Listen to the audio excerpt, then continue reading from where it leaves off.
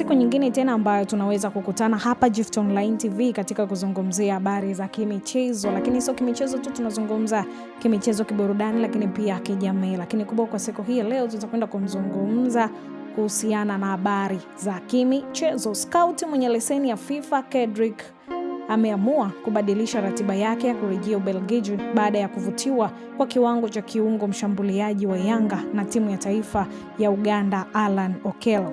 Baada ya kurejea Ubelgiji juzi Jumapili kama ilivyopangwa awali, sasa ameongeza muda wake ili kutazama kwa ukaribu zaidi katika mechi mbili za kimataifa ikiwa pamoja na Uganda. Kendrick ambaye anafanya kazi na kampuni ya Cherry Sport ameonyesha kuvutiwa na Okello baada ya mchezaji huyo kuonyesha kiwango cha juu katika mchezo wa ligi kuu bara dhidi ya Singida Black Star ambapo aliweka rekodi ya aina yake. Okello mwenye mabao 9 na asisti 7 ameweka rekodi ya kuwa mchezaji wa kwanza katika ligi kuu bara kufunga mabao mawili katika mechi 3 mfululizo. Alifanya hivyo dhidi ya Coastal Union na akaendeleza dhidi Tanzania Prison na kisha akathibitisha ubora wake tena dhidi ya Singida Black Star.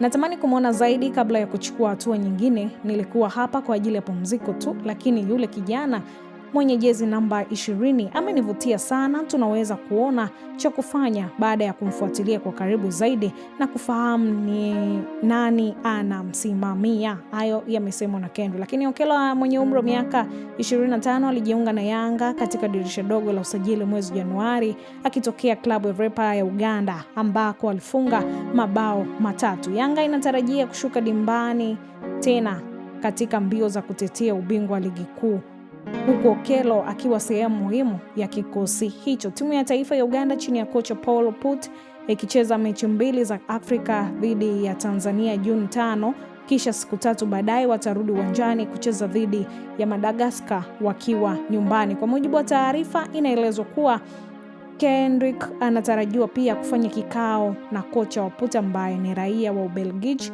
kujadili kwa kina maendeleo ya kiungo huyo mshambuliaji. Sasa hii ni Gift Online TV.